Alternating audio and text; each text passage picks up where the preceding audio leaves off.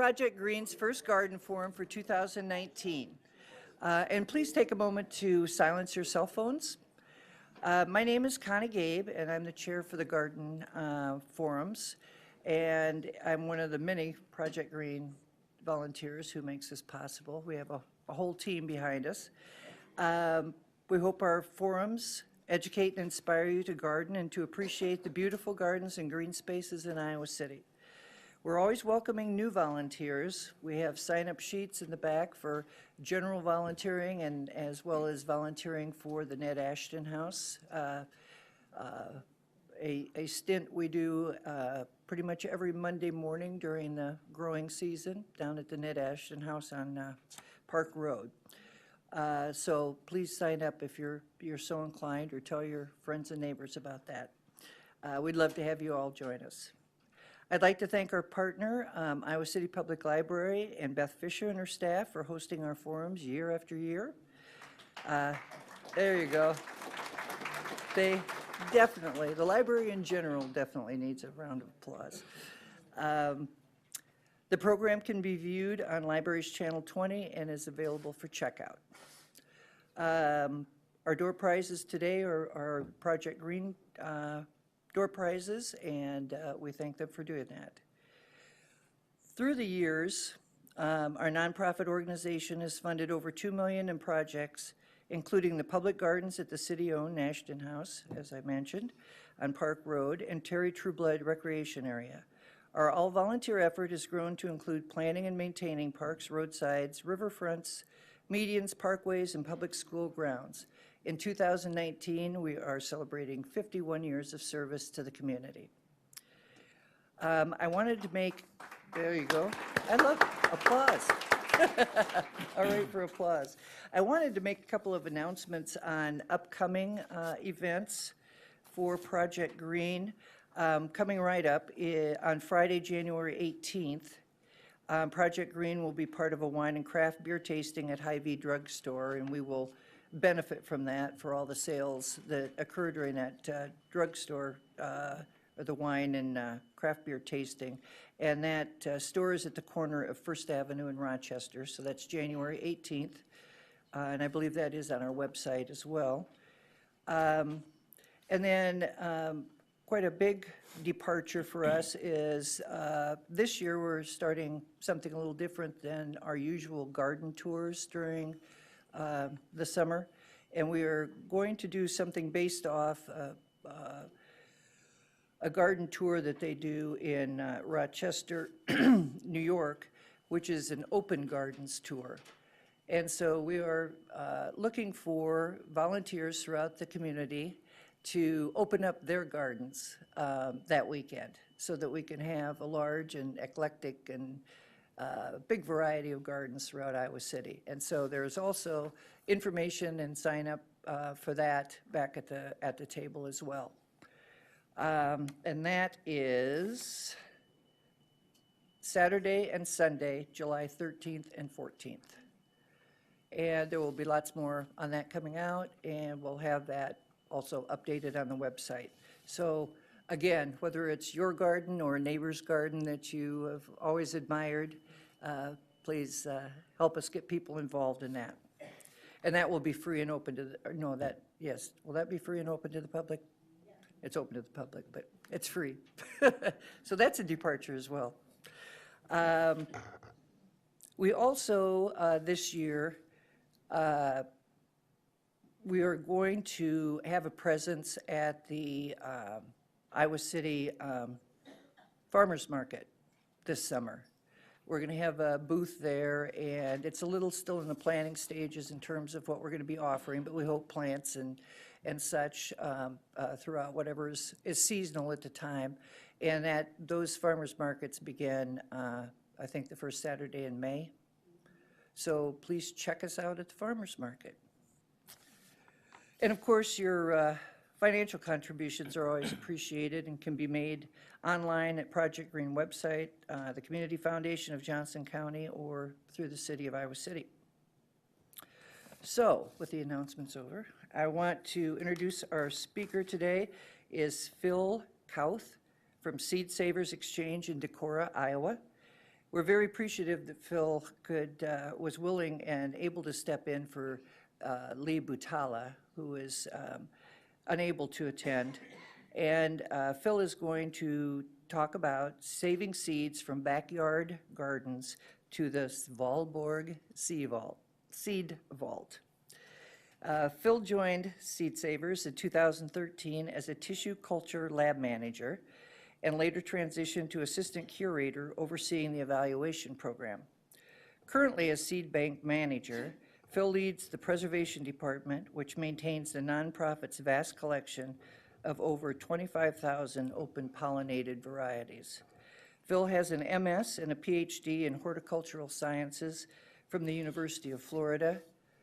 He's actually told me a native of Wisconsin and went to school in Florida, so is closer to his home state now. For the first hour, Phil will tell us how we can preserve the varieties of plants we love and how Seed Savers is part of an international coalition working to store the seeds collectively. We will then have a 20-minute break for coffee and cookies, followed by a period of questions and answers.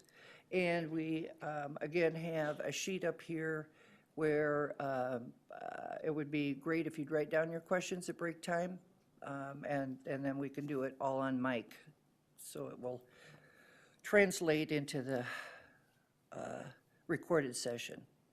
So with all of that, now please join me in welcoming Phil Kauth. Thank you.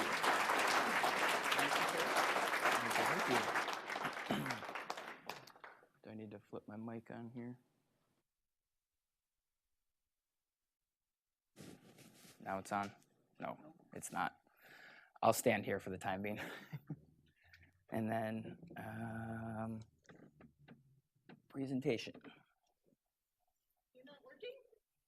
Ignore the person behind the curtain. It's like the Wizard of Oz, right? Yeah. It's working. Okay. Just project. Okay. And then the presentation up on the screen. That's the most, other than me, that's more important than me. Okay, you got to count for, or talk for 45 seconds. Okay, well, first of all, thank you for inviting Seed Savers Exchange to this event. We really appreciate it. As the intro said, my name is Philip Kauth. I'm the seed bank manager, director of preservation as well. And my job is no small task in supervising and overseeing about 10 employees whose job is to preserve and manage this vast collection of seeds that Seed Savers Exchange has amassed over the last 40 plus years. It's coming up. Panasonic is not part of Seed Savers. All right, great. So I'm going to give a little bit of a background history on Seed Savers Exchange and why that's important to our legacy. Talk about managing the collection and how we do that. Talk about some of the things that people can do to get involved with Seed Savers. So here we go.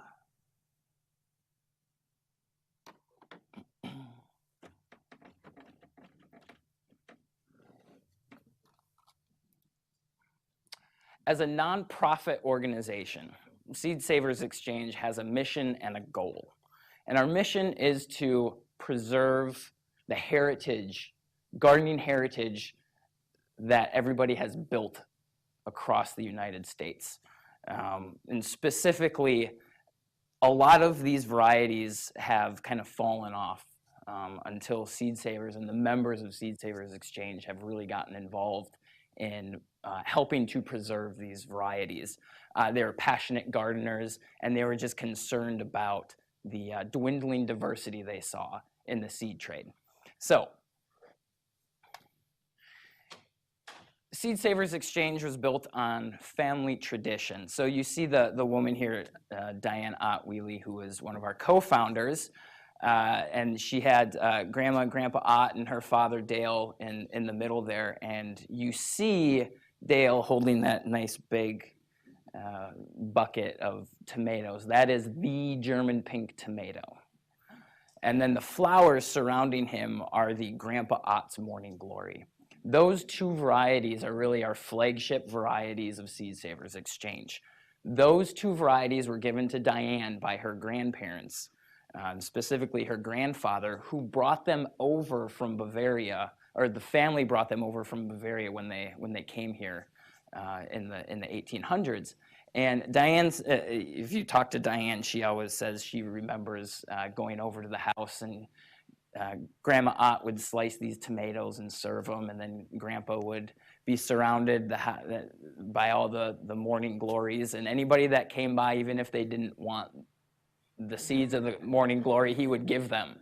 And so it was based on sharing, which to this day Seed Savers Exchange is based on. So when Diane asked her grandfather for these seeds, he said, you know that these are really family heritage seeds. They came from Bavaria with our family. We've had them for a really long time. And Diane really didn't know. She just remembered a tomato and the morning glory, but she didn't know that they were really family heirlooms that has been with her family for a really long time. And so her husband and her at the time were wondering if there were other gardeners out there that had similar stories as they did. And so they wanted to start something, and they wanted to start a bit of a gardening network. And they were really concerned about the loss of diversity that was seen in the seed trade. And you can see here, this is a great example of all these different types of corn that you see. Seed Savers has about 1,100 corn varieties in the collection, and it's everything from white corn to red to pink to purple. It's just incredible how many types of varieties are actually out there that a lot of people aren't exposed to. So Diane and her husband at the time, Kent, put out a call in Mother Earth News and said, is anybody interested in sharing seeds and starting a kind of a seed network, a nationwide seed swap, if you will? And they quickly realized they weren't alone. There were a lot of people out there, and this was in the mid-70s, that had seed collections and had similar stories, and they wanted to do something to help preserve these varieties. These are just some of the people over the years that have helped build and shape Seed Savers Exchange to what it is today. Kathleen Plunkett, Bill Minke, George McLaughlin, David Cavagnaro, Jim Jepkema. They all had these seeds in their collection, and they wanted to share them with other people. Here's some other, we have John Kuykendall and John Swenson and Russ Crowe and Ron Thuma and again, Kathleen. Interesting to note is that a lot of these people actually helped shape the seed industry and what it is today. Back in kind of the 90s, a lot of these big seed companies thought this heirloom plant movement was just a fad and was going to die off.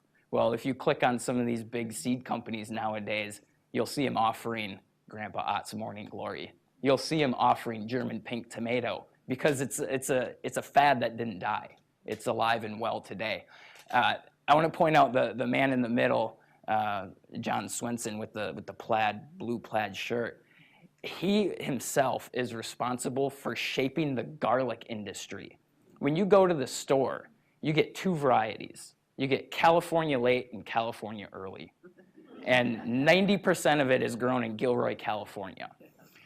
John is a lawyer by trade, but he developed this passion for alliums, onions, and garlic, and he became an expert on it. And so when the Soviet Union started to break up, the USDA wanted to go over there and start collecting from these countries, and garlic epicenter is in those former Soviet bloc countries. And so John went over there and he collected like 300 some varieties. And as he was getting a little bit older, he's still around. He's about, I think, 90-something years old, and he comes to the conference every year. But he basically donated his entire collection to Seed Savers Exchange. And so we have about 200 of his garlic varieties in the collection, on top of the other 150 that we have. And so it was an interesting trend to see that the more seeds and garlic and things like that that were traded among the Seed Savers members, these members started to get really passionate, and they started to start their own seed companies. And before you know it, after a while, there's like 10 offerings of different types of garlic varieties in the mid-'80s, and then all of a sudden there's 50, and then all of a sudden there's 100 new varieties. And it's interesting to see what companies were offering these varieties and to see how many of them were actually Seed Savers Exchange members at one time. And that goes for a lot of other varieties, not just garlic. But as I said, a lot of these people have actually helped shape the seed industry to what it is today. It's very, very interesting. So this is the exchange. Some of you may, is anybody here a Seed Savers Exchange member? You get what's called the yearbook, the print version of big, thick copy. So the very first quote unquote Seed Savers exchange was actually called the True Seed Exchange. And the very first one had about 20 people and just about 100 and so varieties listed. And we still have the original True Seed Exchange. It's just a bunch of paper that's stapled together. And after a couple years, they started to put a picture on the cover. This is Aaron, Diane, and Ken's son at the time. And you'll see 2019, the 2019 yearbook just printed this past week, so if you're expecting it, you should get it this week. So you'll see in 1975, 29 listers, about 70 total listings. The height of it was about 1997, when we had about 1,000 people listing in the yearbook and about 17,000 total listings. In 2019, that 379, it's a little closer to 400. Because a couple other people tacked onto that. So we have about 400 people that are listing, and we have about 20,000 different varieties that are listed in this exchange. So when you look at our seed catalog, or anybody else's seed catalog, it's only about 500, 600 varieties that are listed in those seed catalogs. If you're interested, you get one of these yearbooks, and it's 20,000 different varieties. We have 200 pages of tomatoes alone that people list. I mentioned Bill Minke. He lists about 900 tomatoes himself. So these people have these huge, vast collections that they've accumulated over the years. It's just really interesting to see the trend and see that people are really still interested in exchanging seeds. So after several years, Diane and Kent decided that they needed to move. They were in Missouri at the time, and they needed to move because they started to accumulate seeds. People just started sending them things. They didn't really anticipate this happening, but they decided that, you know what, we basically are a seed swamp, but now we actually have a seed bank. So this was just outside Decorah back in the mid-'80s. When they moved to Decorah. This was the first garden right along the upper Iowa River, so you can kind of see it's almost like a reverse L shape. So it went from this really interesting exchange and seed swap, and they moved into this seed bank, even though they never really wanted to have a seed bank at all.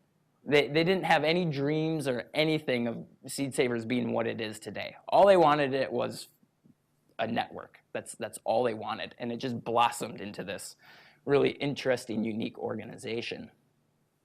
This is Heritage Farm. That's what the farm is called, up in Decorah. So you can see kind of the visitor center there and the barn. The barn is actually under renovations right now. It has a new roof. It has new siding. The interior is getting a little bit of renovations, and it's really touching to hear Diane talk about the barn, because she talks about the barn as if it's one of her children. It's just part of who she is. We have cattle on the farm. It's called the Ancient White Park Cattle. Every year we bring in interesting and new kinds of fowl and poultry. And then we also have a beautiful apple orchard of over 1,000 apple varieties. And it's open and you can just go in and sample apples, which is kind of cool.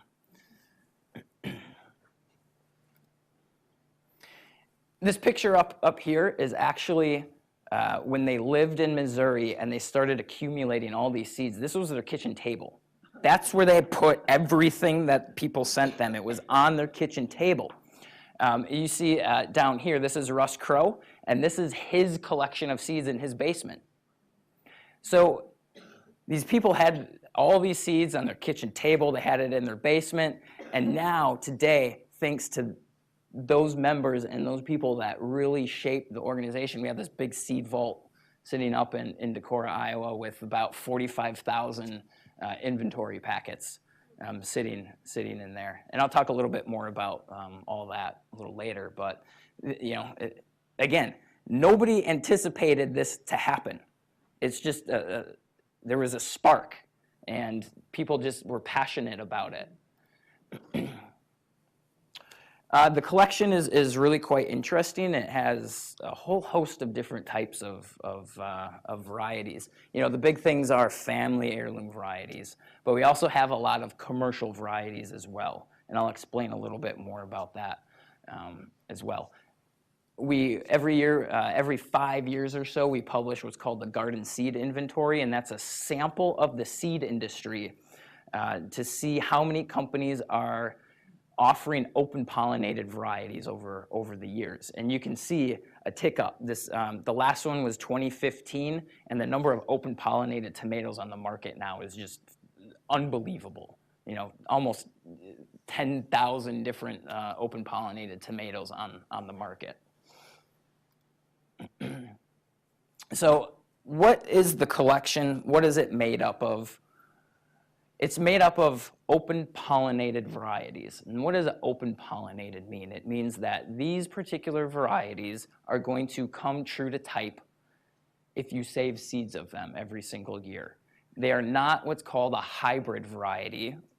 If you have a hybrid, you need A and B to always make hybrid seeds, kind of like a mule, right? You need a horse and a donkey to make a mule. It's the same way with plants, a hybrid. You have plant A, plant B to make plant C. If you try to save seeds of plant C, you're going to get a whole host of different phenotypes and a whole host of different mixes of all types of plants. But an open-pollinated variety, because it has been selected years and years and years and years, it's going to come true to type. So that's why Seed Savers Exchange can actually save seeds of these varieties, and we know for a fact that they're going to come true to type every single year. The bulk of the collection is kind of made up of these particular categories. U.S. heirlooms. This is a very famous pepper from Des Moines. It's called the Ausilio pepper that was donated to us, I believe, in 2016 or 2015 by the Ogo-Richelli family. This is Chad's grandmother. This pepper came with her from Italy, and they donated it to us back in a couple years ago. It's a great pepper. The first time, I'm a big fan. Like, the pepper collection is one of my favorites that we have, and I love hot peppers. I had no idea this was a hot pepper, actually, and so we grew it a couple years ago, and I took it and I started to bite into it, and I was like, oh, that's got some spice. And then I talked to other people, and they're like, no, it's spicy. So it looks like a sweet bell pepper, but it's got a little bit of a kick to it. The other big part of the collection is what's called historic commercial varieties.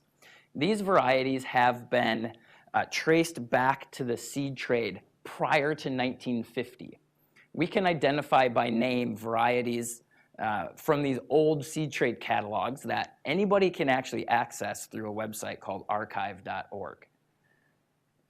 There's a big bulk of old seed trade catalogs that the National Ag Library actually scanned, and they put it on this website. So this is just a small sample. So this is from Oscar Will company. Oscar Will was a seedsman back in the 1800s and early 1900s, and he traded with Native American tribes and Native American communities. And would you believe it, that a lot of the varieties that you eat today, we can trace back to these old commercial varieties.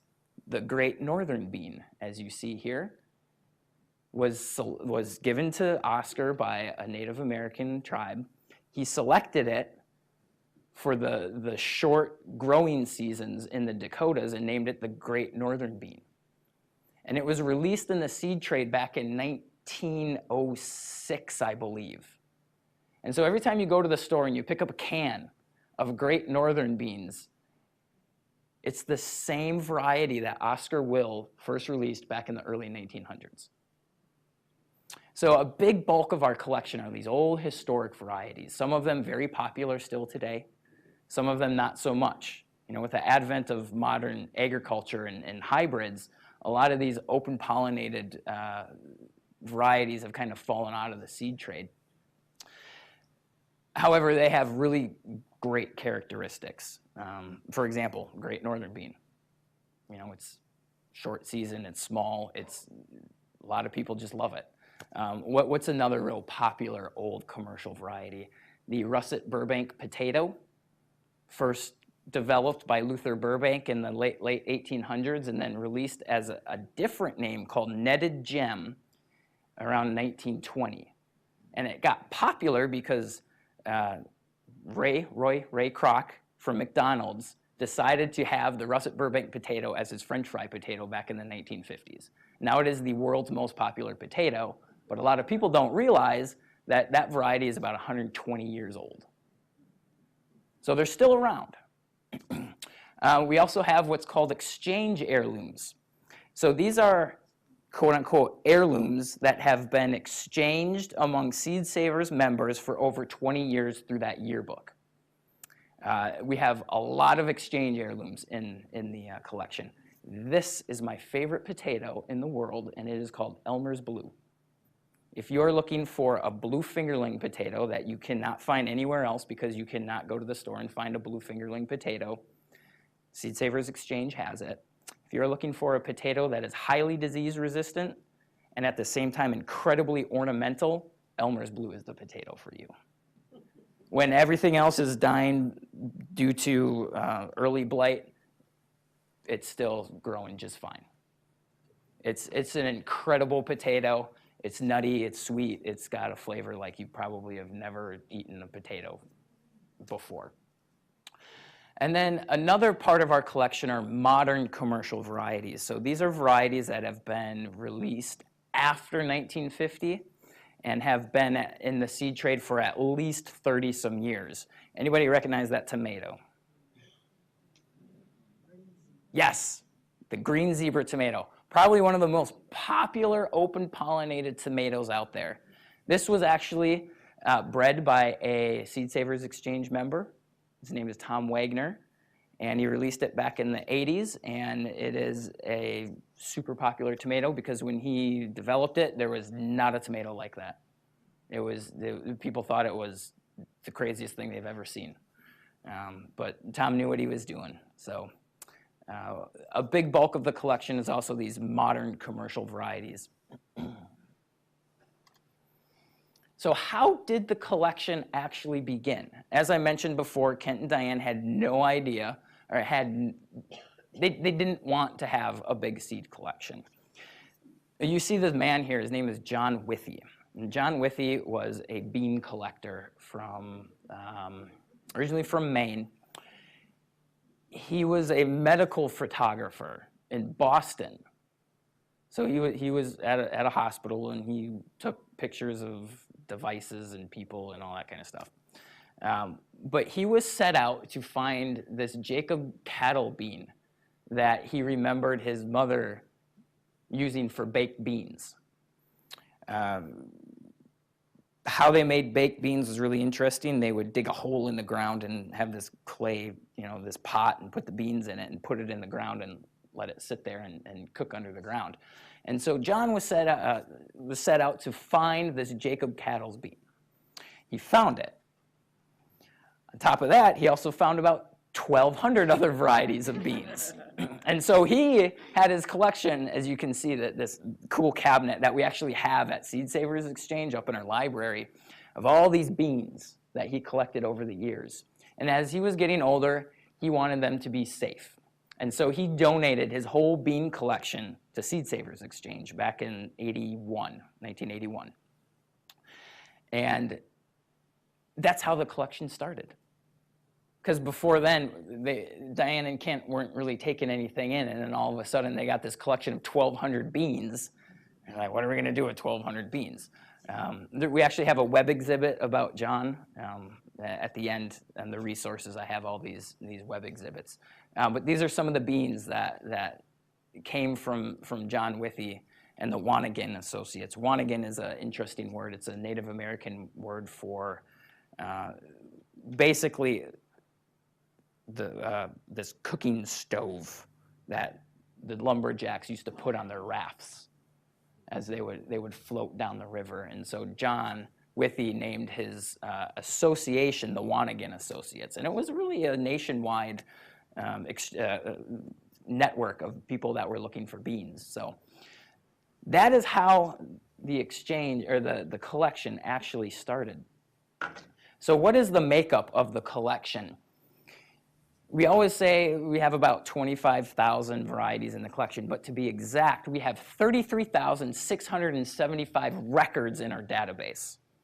That's just records. Some of these we don't have inventory of anymore. Some of them are things that aren't in the collection anymore because they don't meet our collection policy. But over 33,000 records. We have about 6,466 active status. What does that mean? It means we have enough information to know that they meet our collections policy. We have a collections policy that was adopted about 5 years ago. Before that, Seed Savers Exchange was just bringing in anything that they could, anything and everything, and we realized we got to put a break on that because we have finite resources and we just can't keep growing the collection to at that rate anymore. So we have about 3,000 heirloom varieties. We have about 1,400 historic commercial varieties. And there it is, the exchange heirlooms. We have about 3,000 exchange heirlooms. And then a couple other interesting categories. We have 240 single steward. What does that mean? It means that, for example, you may not have shared it with anybody else, but you have been growing it in your own collection for over 20 years. And so we can call these people up when they donate things and they say, no, it's not a family heirloom, it's not this. I got it like 30 years ago and I've been growing it ever since, and I really haven't shared it with anybody else. So that's what a single steward is. And then we have about 265 historic Midwest apples in our collection, on top of we actually have about 1,700 apple records in the collection. But we could trace back almost 300 of those to varieties that were developed in the Midwest. So by crop, the biggest crop type we have are tomatoes. Over 6,000 tomatoes, 5,000 beans, 2,700 peppers, and it goes on from there. So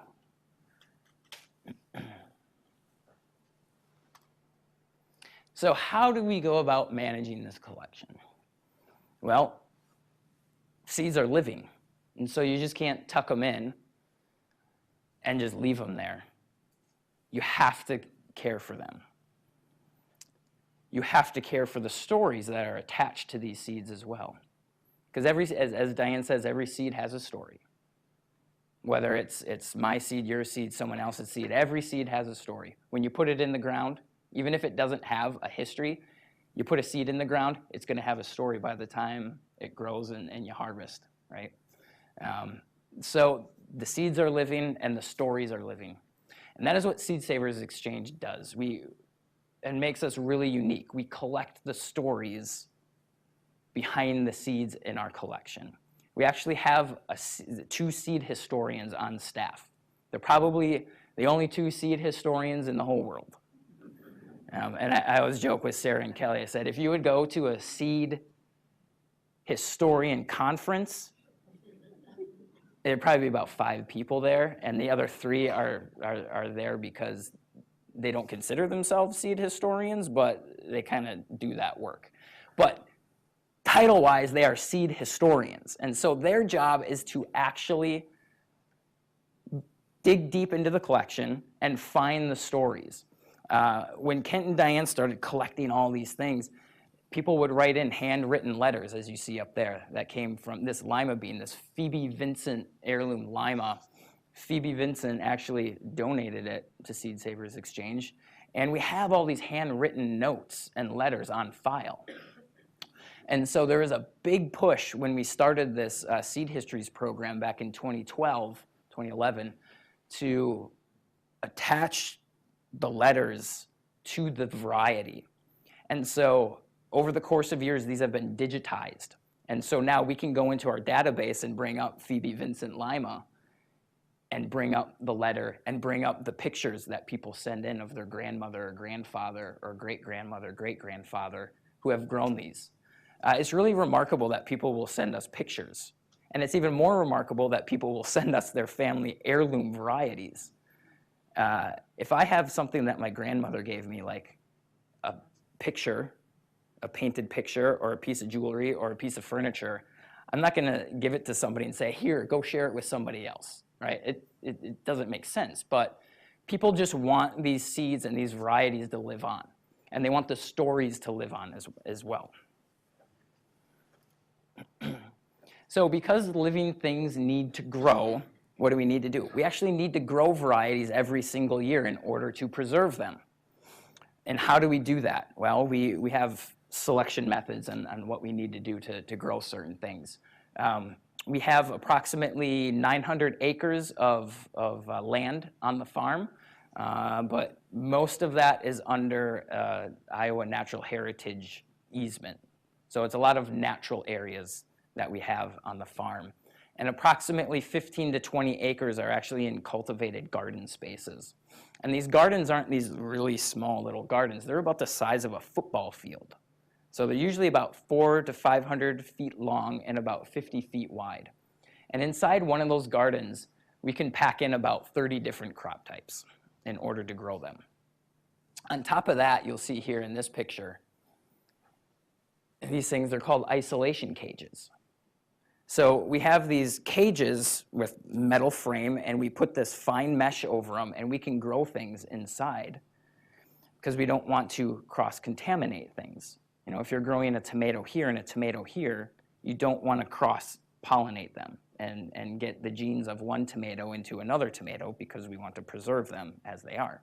And so we can grow a tomato and a pepper inside these cages together, and we can pack these cages in. This is actually an older photo of the isolation cages. You see the middle one right there with Amy, our former greenhouse manager and one of our interns from a couple years ago. These cages are about 50 feet long by about 8 feet tall. So they're quite large.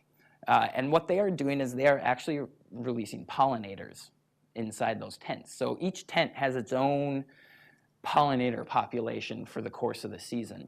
And so we put the bees in there, and we have the nice little bee hut, if you want to call that. And the bees do their work, and they help pollinate all the varieties inside. Some of the other things we do are corn. We do hand pollination of all our corn. And so we can grow about 20 corn varieties all on top of each other because we hand pollinate it all. I love doing corn hand pollination. I don't know if anybody's ever experienced it. It's hard, but it's fun, and it's very rewarding to see the harvest after all your hard work.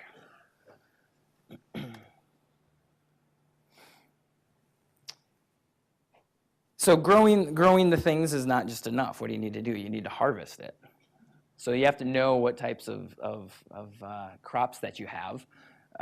This is all what's called dry seed processing. So things like corn and beans, sunflowers, a lot of your brassica crop types like mustards and collards and broccoli and things like that, radishes.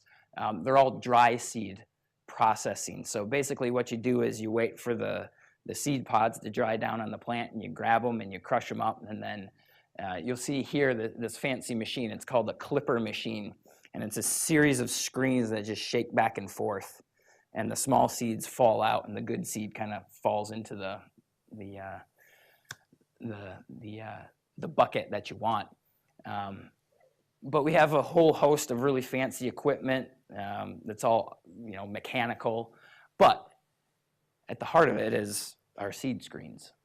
We just have seed screens, and we'll shake seeds and filter out chaff and bad seed. So that's kind of what we're doing right now. We're still in the processing mode at work. We also have wet seeded crops, things like tomatoes and watermelon and peppers and cucumbers and squash. You see the picture down here, right here. This is what we call our squash chopper. It's just a big piece of metal, and you just pull it down. It's like a guillotine, and it just smashes the squash open. A lot of people ask us, well, you must have like really fancy equipment for extracting seeds and this and that. And from a commercial catalog standpoint, we have a big machine that helps extract seeds, but that's for big, huge quantities. Things that we're growing less to regenerate from the collection, you're sitting down and you're just picking the seeds out. That's it. Tomato seeds, watermelon seeds, cucumber seeds. Eggplant, you can actually put in a blender and blend it up and then get the seeds out. I have a video at the end I'll show you of people sitting around and just picking tomato seeds out. That's what we do. You just pick them out. Nothing to it. The buckets up there, those are tomatoes that are fermenting. So you actually have to ferment the tomatoes, and because there's so much, I guess, mucus and mucilage around those seeds, you have to ferment it. And so a lot of people, the first time they're doing this, they walk in after a couple days and there's this mold on the seeds, and they're freaking out. Like, oh my gosh, they're molding. And that's okay. You just scrape the mold off and you're good to go.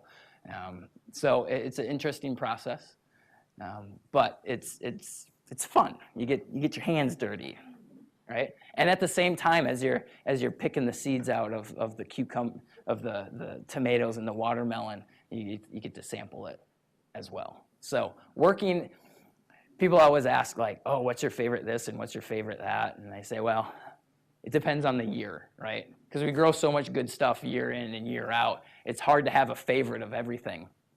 And I always joke with my wife that this is really a double-edged sword, because you get to work with these great things and these great varieties, but then you go to the grocery store and you buy the produce and you're like, I don't know, it doesn't taste as good. We had some friends over one time, and my wife bought this watermelon, and they're all sitting around and they're eating this watermelon. This is the best watermelon I ever had. And they all look at me and they say, what do you think? And I kind of paused and said, yeah, I guess it's okay. It was good, but it wasn't as good as watermelons that I've had working at Seed Savers Exchange.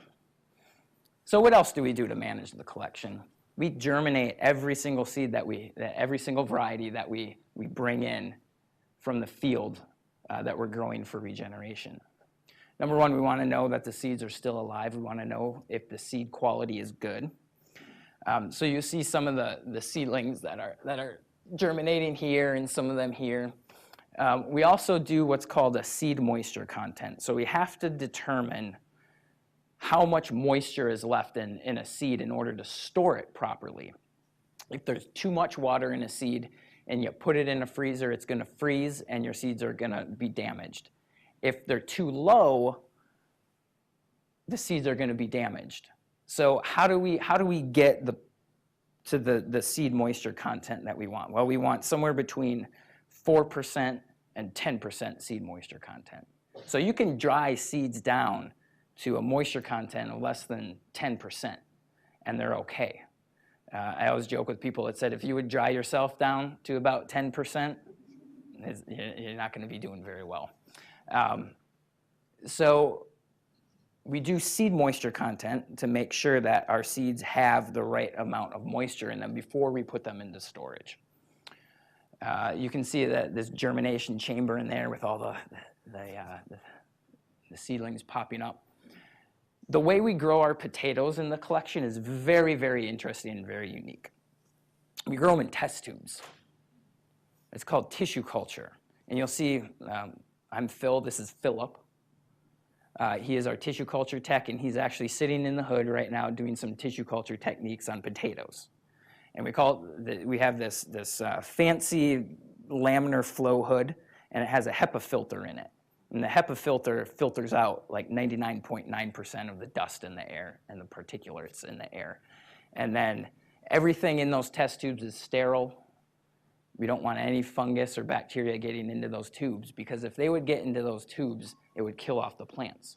And so everything is done in this sterile environment, just kind of like what you see at universities and hospitals, people working in hoods with gloves and coats and masks and things like that. So with about 720 active potatoes in the collection, we needed to condense the space, because you can't grow 700 potatoes without being a full-on potato farmer. And so this is the way we grow our potatoes in the collection. This is the vault, quote unquote. The new vault came in 2016. Previously, we had kind of an underground vault. It was in the root cellar, and you had to walk down some stairs to get to it, but it formed a crack in the floor, because what happened was it actually froze underneath, and so it formed a crack. If you're going to put a freezer under the ground, counterintuitively thinking, you actually have to heat the ground underneath it so it doesn't form a permafrost. And so it formed a crack, and we were afraid it was just going to crack a little bit more, and so we got a new vault here. And it's funny that people are always thinking, oh, you must have like the coolest seed vault in the world, and I say it's a walk-in freezer purchased from Polar King, and Polar King's main their clients are like food service industry. It's nothing more than just a walk-in freezer. So we keep the vault at 0 degrees and about 20% humidity. So people are always wondering, how do I store my own seed collection? And I tell people, if you have a chest freezer, that's the perfect place to store seeds. If you have just a nice cool basement that stays, between 45 and 60 year-round in a root cellar, that's a perfect place to put them. So when we go into the vault, we have to wear fancy thick coats and gloves, and even then, you can only really last about 10 to 15 minutes in there at 0 degrees.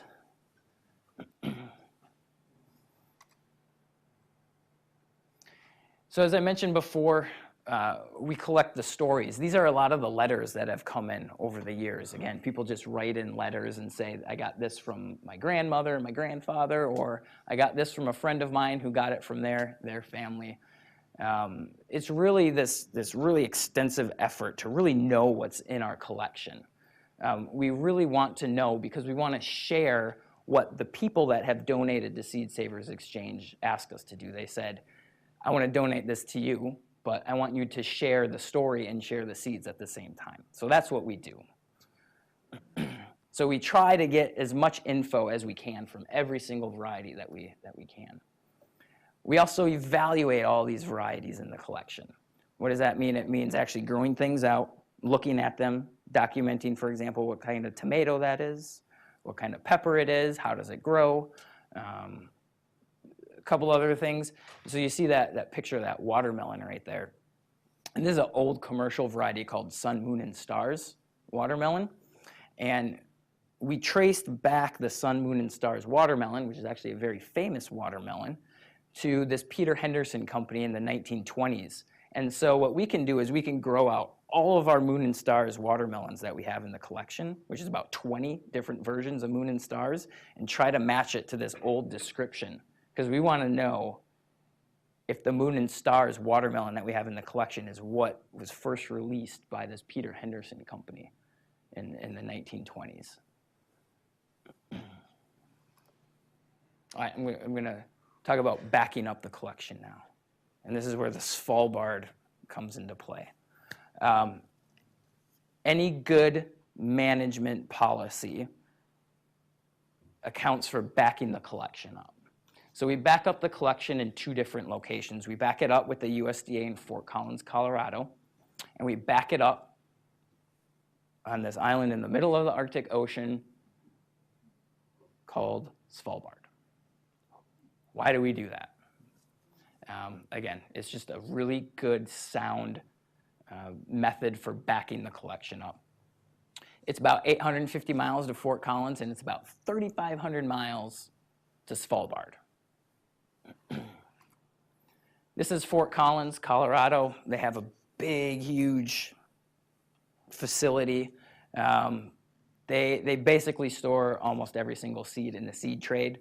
They store every single seed that's been developed over the course of however long. And one of the really cool things that Fort Collins does that not a lot of people do is they store things under liquid nitrogen. So liquid nitrogen is minus 196 degrees Celsius. You could take seeds and you can store them at that temperature, and they will basically, if they're stored in those conditions, will last for thousands of years. Thousands of years under liquid nitrogen. So they have these big, huge canisters of liquid nitrogen, and they'll just pull out, and there's all the seeds in there. It's really quite fascinating. But even more fascinating, perhaps, is Svalbard, if anybody wants to know how to pronounce that, Svalbard. However, Svalbard is actually this archipelago here of all these different islands above Norway. It's actually the island is Spitsbergen, and the city is Longyearbyen. So that is where the vault is. Some people call it the Doomsday Vault. We just like to call it the Svalbard Global Seed Vault. So since 2008, when Svalbard opened up, Seed Savers Exchange has put in about 4,000 varieties. We'll do about another 300 this year, and about 76 institutions from countries all over the world deposit there. They almost have 1 million deposits at Svalbard. It's really quite incredible. The other really interesting thing is that a lot of people think that anybody can get anything from Svalbard. The only organization and the only people that can get seeds from Seed Savers Exchange is Seed Savers Exchange. Number one, they only open this vault up a couple times a year. And number two, no one's going to go in there and get seeds and ship them out to somebody that requests it. It's too much work to do that. So the vault is actually built in to the side of a mountain. You can see here flying into this Longbeard.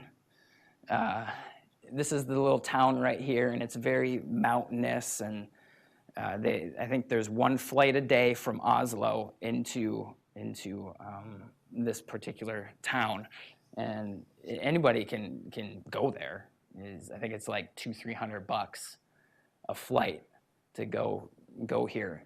The only thing that people say is if you go there and you want to wander around, it's illegal to go out without a high-powered rifle, because there are so many polar bears on this island that you need to have protection. And so it's mandatory that you need, or somebody in your party has to have a high-powered rifle in order to go out and wander around. This is the vault. You see here, here is the entrance, and it's built in. So it's about a half mile into the mountain, and there's 3 chambers. When the contractor from Norway was working with the Global Seed Crop Trust to build this, the plans were to only have 2 chambers. Surprisingly, they came under budget, and they said, we'll just use that and put in another chamber. And so I want to know who this contractor is that came under budget. You don't find that very often. And so chamber 1 is full, chamber 2 is about half full, and chamber 3 it's completely empty. You see this long tube tunnel that's built in to the mountain. This is Osmund. He works for Nordigen, who is in charge. It's basically the Norwegian gene bank, and he's in charge of the vault. every year he puts out a call and says, we're going to open the vault this time, this time, this time. And then basically you have to tell Osmond, we're going to ship these particular varieties to you at this time. So this year they're opening it up in March, June, and then once again in October, which is unusual for them to open it up 3 times. But last year, because there was some construction going on, they only opened it up once. And so they wanted, I think they wanted to have an opportunity to get as much as they could in there. This is our box right down there from this past year. You can see here, Seed Savers Exchange. Countries that you wouldn't think of sending seeds to Svalbard. North Korea sends seeds to Svalbard. A lot of Middle Eastern countries send seeds to Svalbard. There's a really successful story to tell. It's kind of sad at the same time, but with the conflict going on in the Middle East, the gene bank, seed bank in Syria was closed down in Aleppo and had some damage, and they couldn't get seeds out to people, and so they went back to Svalbard and got the seeds out and started to get them out to the countries. And so it's successful, it works, the process. So you'll see, like, even though you go into the vault, it's under lock and key, all the rooms, all the doors. Osmond's the only one that's got access to all that. You'll see the icy door to go into one of these chambers. It's solid ice on the outside. So that's Svalbard. But why a seed bank? Why even have a seed bank? This is a really great story, and it just happened this past year. So this man by the name of Patrick Battle sent an email into customer service that got forwarded to me. And Patrick listed this Pearl's yellow pink tomato in the yearbook in the 90s, and he lost it. And so someone from the family that he got it from contacted him to see if he still had it. And he didn't, and he felt horrible about it. And so he sent in a customer service inquiry and said, I don't know if you still have it or not, but I would love to know. And so I sent him an email back and said, you're in luck. We have plenty of seed for it. So I sent Patrick a sample back, and he was just through the moon. It's called Pearl's Yellow Pink Tomato, and this is it right there. Pearl's Yellow Pink, big yellow pinkish beefsteak. So that's why you have a seed bank. Time and time again, people will contact us and say, I remember my brother or my sister or my mother or my grandmother donating seeds to you, and our family doesn't have it anymore, and we want to grow it again. And we'll just go into the seed vault and get some seeds out and send it back to them. It's what makes us feel good about what we do. This is something else that makes it all worthwhile. This really happened kind of on a whim this past year.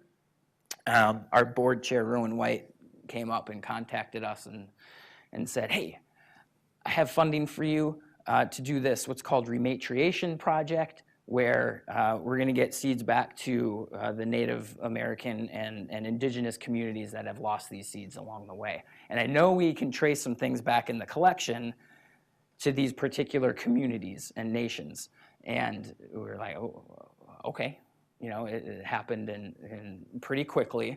And so we grew out about 25 varieties this past year that we could trace back to certain indigenous communities.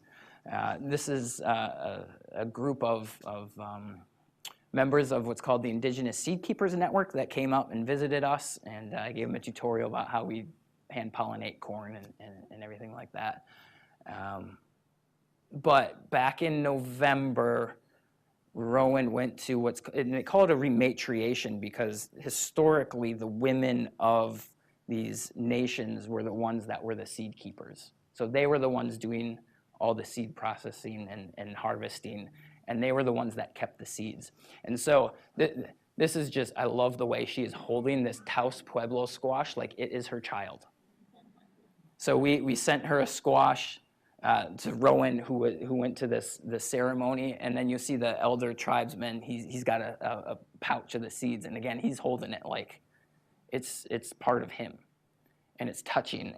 And we're doing it again this year, and we're sending seeds out to these nations that they had them, but they lost them, and so they want them back because it's part of who they are. It is part of their souls, and it's part of their traditions, and they just love it. So how can you get involved? Well, you can learn, you can take action, and you can inspire others. How do you learn? Well, you can learn about Seed Savers Exchange, and once you start learning about Seed Savers Exchange, you can start learning about how to save seeds. We have great resources on our web right here, seedsavers.org/learn. We do seed saving workshops throughout the year. We have events throughout the year. I know there are other organizations that do seed savings workshops around the country. Master gardeners do seed swaps and things like that. Really cool thing. This Community Seed Network is a joint partnership with USC Canada, which is kind of like the seed saving organization of Canada, and Seed Savers Exchange. And we have a website. It's called the Community Seed Network. And you can go on and you can join the Community Seed Network. And what it does is it puts you in contact with other people that are passionate about seed saving. So whether that would be an individual, whether that would be another seed library, whether that would be another master gardeners group, you can go on there and you can sign up and learn more about all the people and everything that's going on. This is a new, so some of you may be familiar with the Seed to Seed book that Suzanne Ashworth published in the 90s. This is kind of an updated version called The Seed Garden, and it came out a couple of years ago. It's really the Bible of seed saving. It's an incredible book. If you are so inclined, you can participate in the exchange. You can request things from the exchange, but even better, if you have seeds of your own, you can list them on the exchange. Bill Minke said that he didn't like gardening much back then until he got into Seed Savers. He's been a member since 1991, and he's the one that lists 900 tomatoes on the exchange. So if you want to see all these types of tomatoes, we have a website called exchange.seedsavers.org. You can go on and you can search. Anybody has access to that now. It used to be a perk of membership. We have completely opened it up to the public. We want as many people to participate as possible.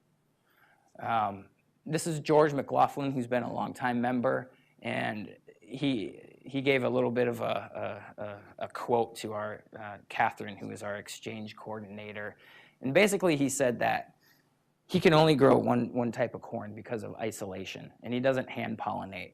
And so he has other ones in his collection, but because he can't always regenerate them, he knows that there are other listers and members of Seed Savers Exchange that have these varieties that he has.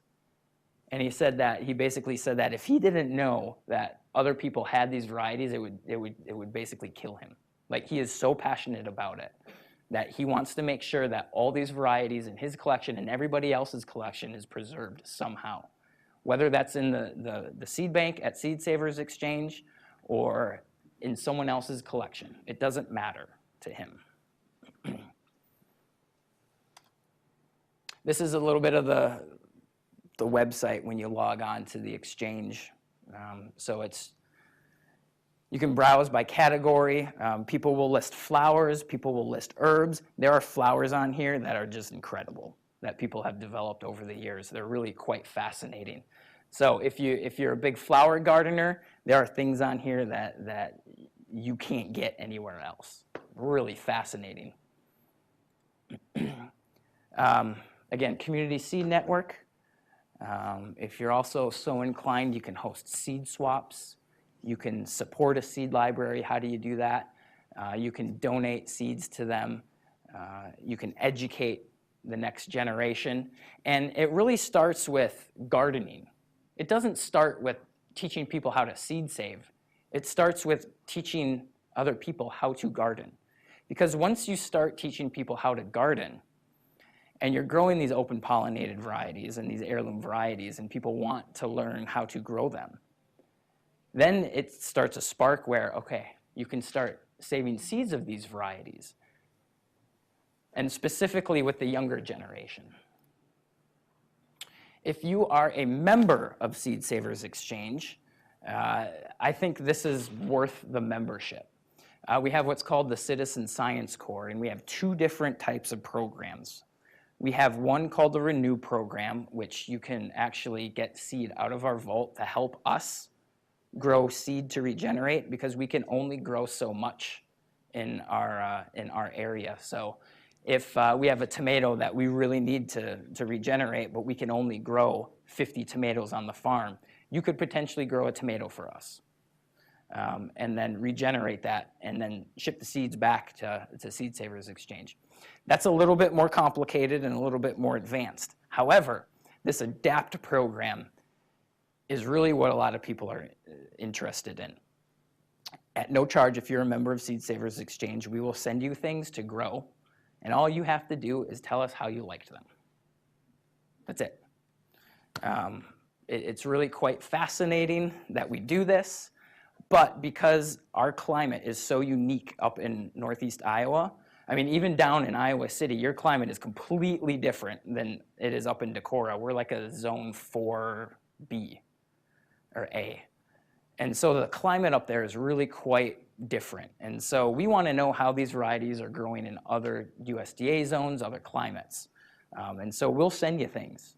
So if you're a Master Gardeners group, I think this would be an awesome opportunity to really introduce people to open pollinated and heirloom varieties. And I'm not just saying just Seed Savers varieties, but just in general, these fascinating varieties. So I have Stefan's info. Stefan is our assistant curator. He runs both programs. We actually have a website, seedsavers.org/Citizen Science Corps. You can learn more about it. This is a great quote by Diane, just to wrap it up. To us, seeds were always connected to people whose stories, no less than good soil and spring rains, brought those seeds to life. So it's the people that have really been passionate about this. It's not just Seed Savers Exchange. It's all the members that have really made Seed Savers what it is today. It's quite fascinating. Here's my email. If you have any questions, I will get back to you. There's my phone number. I get back to everybody who calls me. Even if you think it's not a question that you think like, well, I don't know if I should call them about this, just call. I always get back to everybody. If you want to know more about the people and the members of Seed Savers Exchange, check these out. These are really fascinating web exhibits that our seed historians have made the last couple of years. So we have one about John Withy. We have one about legacy donors, who are people that have donated. We can trace back about 25% of the collection to about 20 people. So the bulk of the collection was donated by about 20 people, and we call them the legacy donors. The newest one is called The Rise of Heirloom Seeds. It's just a beautifully stunning exhibit, and that one is about people who were Seed Savers Exchange members that started their own seed companies. And so we can trace varieties back to individuals who started their own seed companies. That one just went live in December, so it's really quite fascinating. So with that, that's the end.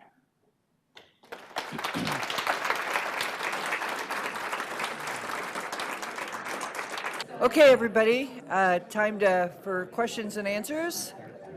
Q&A. Q&A. I think everybody's had a chance to go through the line, and we made pretty good progress on the Great. seeds. So that's great. I hope everybody got a chance to get seeds of choice there, and will report back to us how they did.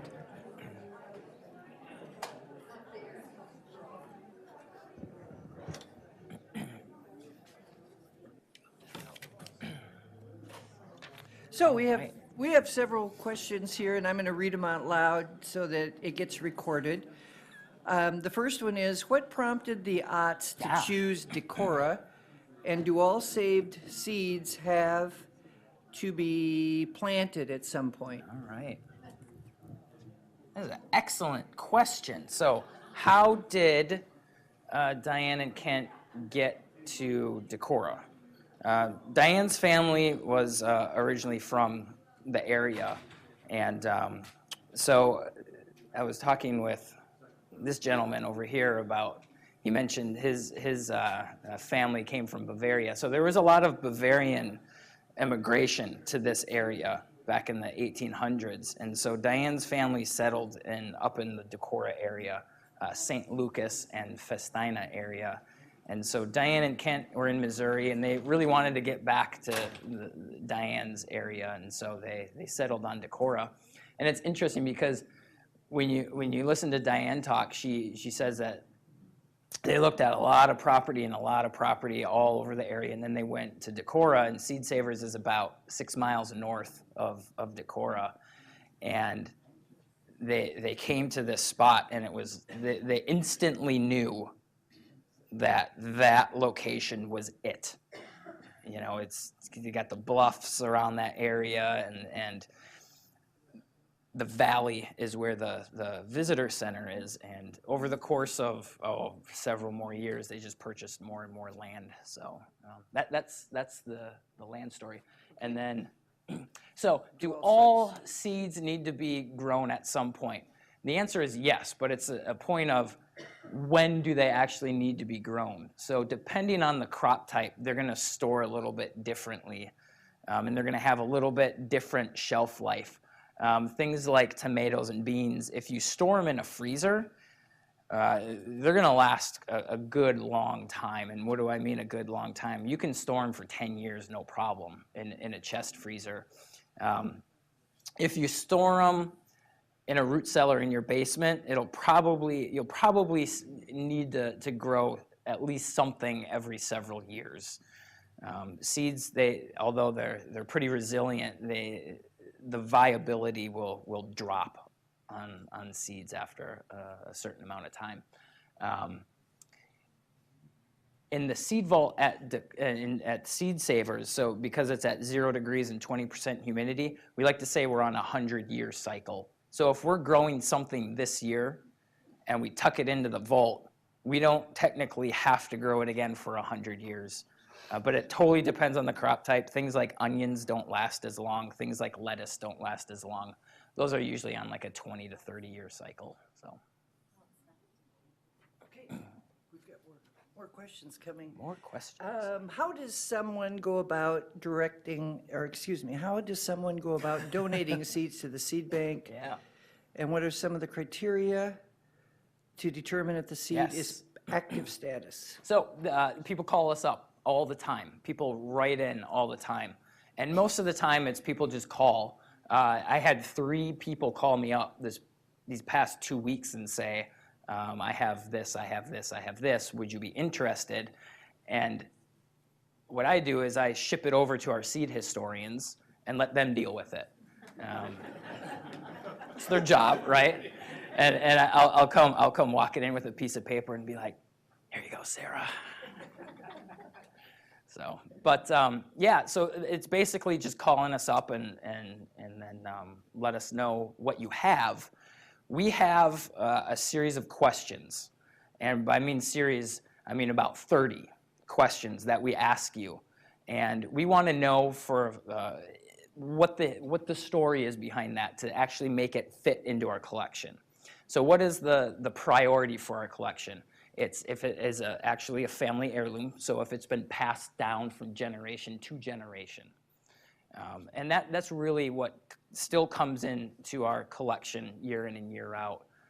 We usually take about 50 to 75 new things every year because we get more inquiries, but we don't want the seed until we know for a fact it's going to fit into the collection at Seed Savers Exchange. So if you have something that you know is a family heirloom, just pick up the phone and call. Write a letter, email, whatever it might be. we'll get it and we'll deal with it.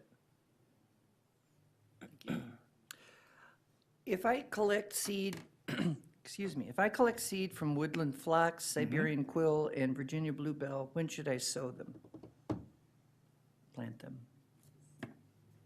That is a really good question. Because you could do it really at 2 times, right? You could fall sow them, so you could collect them. So if you think about when plants shed their seeds, it's always in fall. And the reason they shed their seeds in the fall is because they sit in the ground. And over the course of the winter, what happens is there's some processes, chemical processes that speed up and break down, and there's dormancy issues that will break down over the course of that winter period. And then you get the seeds that actually start germinating and sprouting in the spring. If you're gonna sow them in the spring, some people will actually start them in flats in soil and put them in a refrigerator for about 2 weeks to give them a little bit of a cold snap. So it really, it really depends on do you want to be a little more adventurous and fall sow them and see what happens, or do you want to hang on to them and then start them in the spring? If you start them in the spring, you probably have a little bit more of control over it. But a fall sowing acts more of like what nature should. So you really have, I know that probably didn't answer the question, right? But you really have like 2 times to do it. So take your pick. Either one will work. It's just a matter of, you want nature to take its course, or do you want to act like nature? So. I'm going to combine a couple of these. Yeah. Let's see. One is, what genetically separates a true to type variety from a commercial or hybrid type plant? And then the ancillary question, please speak to the issue of patent copywriting seeds.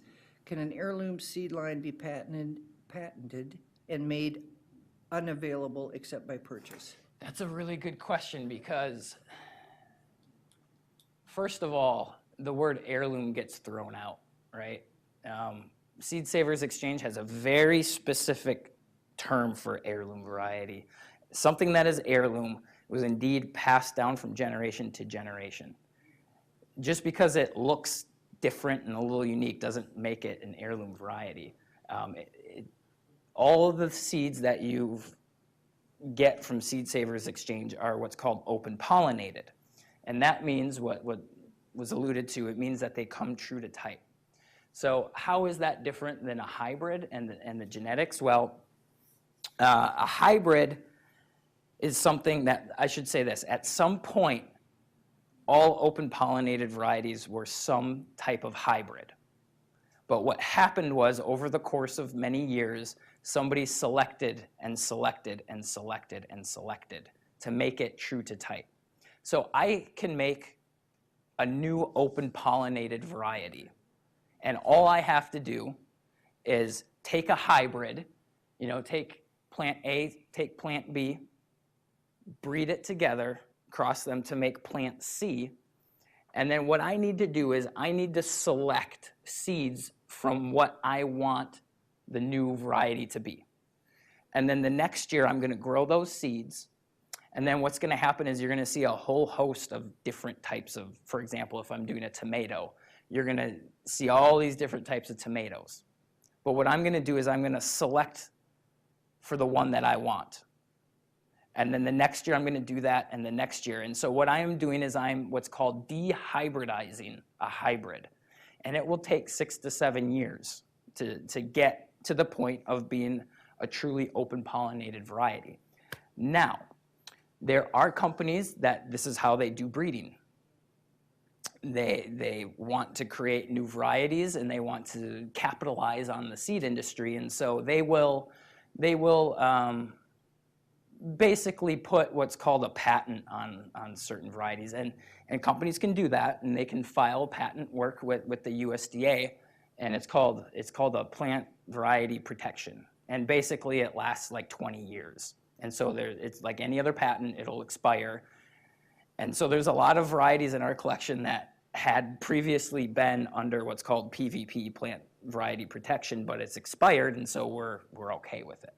So there are companies that do that. You know, they will patent varieties, but you know, Seed Savers is all about sharing, and so we want to share those. Yes. Well, while you're on the hybridization subject, I have found that a lot of people are confusing hybridization with GMO. Yes, correct. Could you speak to the difference? Yep, absolutely. So as I said, a hybrid is basically, you know, if you're looking at traditional breeding methods, and hybrids, basically a lot of what you eat today are hybrids. And the really good thing about hybrids is that you can specifically breed something for a specific characteristic, right? If you want to create a new disease-resistant tomato, you can create a new disease-resistant tomato through traditional breeding. Taking plant A, taking plant B, so you have a disease-resistant tomato. This one over here, probably better tasting, but you want to create a disease-resistant version of this tomato, so you're going to breed in with another variety, and you're going to cross-pollinate and create a new variety. Now, you can also do it in a laboratory setting, and that's where genetically modified, what people think a GMO is, it's somebody sitting in a lab and creating that in the lab and working with the DNA of these particular varieties in a laboratory setting, not through traditional breeding, which is plant A, plant B equals plant C type of situation. But the geneticists, the laboratories can introduce genes that have nothing to do with tomatoes. Correct. It's a transfer of plasma. Yeah, it's a transfer of DNA from something to something else. Tomatoes or something like that. Yep. Not a good thing, in my estimation. Yep. So Okay. at any time, a true to type variety could change? You could, yes, and a true to type variety could change if it gets cross-pollinated. That's why if you're growing, from our perspective, when we're growing things out on the farm, we're either going to put them in an isolation cage, or we're going to grow them by distance. So our tomatoes, we grow them 100 feet apart, because we don't want any chance that they're going to have cross-pollination. Things like cucurbits, like squash and watermelons, we isolate by a half mile. And so a home gardener, you don't have a half mile. So if you want to grow 2 watermelon varieties and you want to save seeds from them, and you're a home gardener, either stick with the one or be creative and think of, like, well, if you're looking at isolation zones, I'm going to grow 1 watermelon on one side of my house and 1 on the other side, because by the time the bees get there, I'm going to plant all these flowers around on the other side, and they're going to hit those flowers before they get to the other watermelon, and then I'm okay, right? It's easy. But yeah, there's just clever ways that you can deal with isolation. Or, for example, if you want to save seed from 2 tomatoes and you don't have the space, but you know for a fact what a German pink tomato looks like, and you know what a gold medal tomato looks like. German pink is pink, gold medal is yellow. You can save seed from the yellow fruit and then plant it out. And if you're getting what look like a little bit of cross-contamination happening, don't save the seed from that particular fruit. Save it from the gold medal, or save it from the German pink. So, yep. Okay, I'm going to combine another couple questions. Does Svalbard, or you, save wildflower seeds from trees going extinct or grasses? And then, I don't know if this is that, are there, Who asked about salsify? Does anybody else know what we're talking about? I'll ask the question. Are there salsify seeds that grow greater than a 1/4 inch in diameter? I haven't. She's trying to stump the band. Yeah, that's right. Some people say it tastes like oysters. I don't know. We're growing one this year, so I can get back to you on that. I haven't seen a whole host of salsify, so I don't know. We don't have a big salsify collection. We got it from Seed Savers. Yeah. But by the time you peeled them or washed them, that was like nothing to eat. So Yeah, exactly. Yep. Yeah, that one stumped me there. What is salsify? There are Cook's seed catalogs that offer salsify. Yeah, it's called oyster root. And it's a root that kind of looks like a parsnip, but some people say it tastes kind of like oysters. So, and then, yeah, right, exactly. And then as far as grasses and wildflowers and things like that, we don't, Svalbard typically doesn't. However, the USDA does. And so the USDA has a different mission than Seed Savers Exchange and Svalbard. There are certain aspects of the USDA collection that they do a little bit differently. And then there's other regional seed banks. So Missouri Botanic Garden has their own seed bank. And then the Lady Bird Johnson Wildflower Center down in Texas has something, Austin. It's on my bucket list to go there. Does it ever happen that different individuals submit an heirloom seed under different names? Aha. Say one says Grandpa Ken's tomato, someone else says Grandma Paula's best. And how do you know? Give it to the historians? Whew, that is a really complicated question, because we know for a fact we can trace back certain varieties to the same person, and they have different names. And so what our assistant curator, Stefan, does, who runs the evaluation program, his job is to grow them out and compare them and say, okay, we traced them back to the same person, but is this tomato, even though it has a little bit of a different name, say someone donated Grandpa Paul tomato, and someone donated Grandpa Paul's tomato, and then someone donated Grandpa Paul's tomato, and it has an apostrophe, and the other Grandpa Paul's doesn't have an apostrophe. And so we will grow all three and compare them side by side, and then it's the historian's job to really dig in and look at the chain of stewardship behind these particular varieties. So we have a lot of duplicates in the collection, as you can imagine, over the course of years. People that have been participating in the exchange, they get these things and they donate them to Seed Savers. And yeah, it can get a little messy, but it's fun. And I think the last question that we have, and the woman who wrote this might want to stand up too. When you say how is it funded, do you mean Seed Savers or Svalbard? And who was the what? Who was, and do you pay for seeds? To ship to Svalbard? Somebody? The question, if that's my question, I wanted to know how the whole organization is funded. Yes. So the bulk of our funding comes through the catalog and the seed sales. The other big bulk of it is through donations and memberships. So we get all of it coming in. You do sell the seeds then? Yes. So through the catalog. Yep. Yep. And anytime, and really people that you may not know this, but or think of it this way, but when you buy from Seed Savers Exchange, you're actually supporting the preservation of all the seeds that we have in the seed vault. So and I tell people this, even if you don't buy from us, even if you don't support us financially, just getting the word out and telling somebody else about Seed Savers Exchange and why it's kind of a unique organization, that's enough. Yes? So another part of that question was, who actually owns that farm? Does that woman that you were talking about, she own, do they buy it? Yes, over the course of time, they bought it, but because they turned it into a nonprofit organization, it's actually Seed Savers Exchange. So it's not, Diane doesn't own the land, it's the organization that owns it. Yep.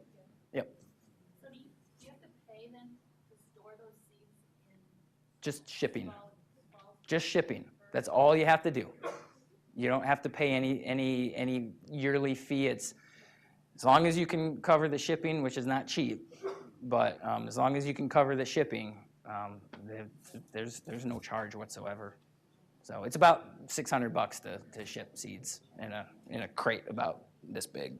So and they fly over. I always thought we should put like a GoPro camera, if you know what that is, on a box to see the seeds along the way. Yes?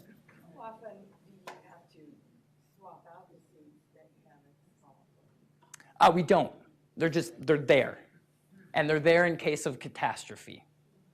So it's called black box storage, right? So you're putting them in a box and you're just keeping them there for long term, just in case something would happen. Because the vault at Svalbard is at 0 degrees and really low humidity, I mean, they'll last a good long time. Yep. Does Norway pay for the vault? You said you don't have to pay? Right, it's all through the Norwegian government. Yep, and it was really spearheaded by what's called the Global Diversity Crop Trust. Yep. Yes. Are your seeds primarily the Midwest, or, I mean, like, something from Florida would be subtropical, so?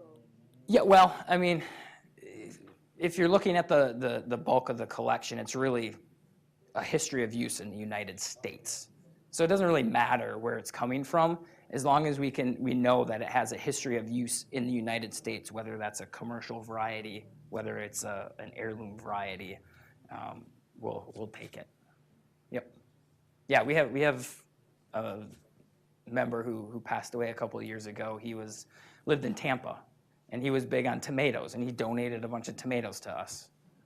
But just because he was in Florida, it doesn't really matter. So a tomato will grow in Florida. It'll grow up here too. So, yep.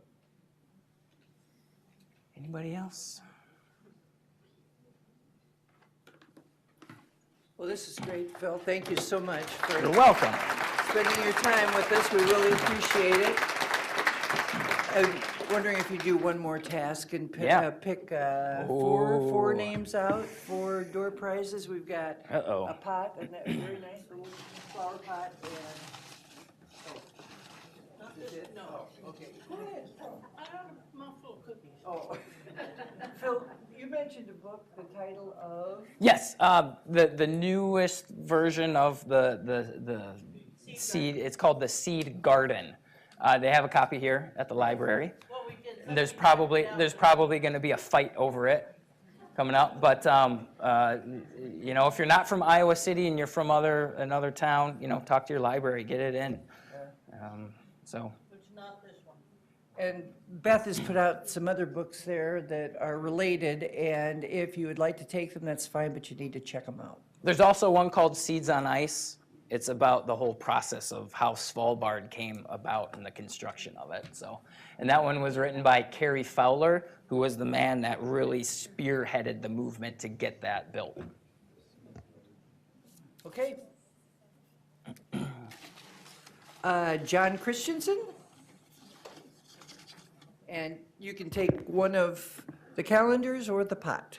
So we just keep. Oh. Oops, Is there anything on that one? don't see it. Carol Ideen.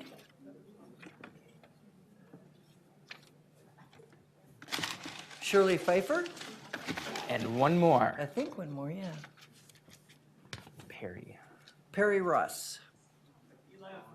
Oh, must be present, right?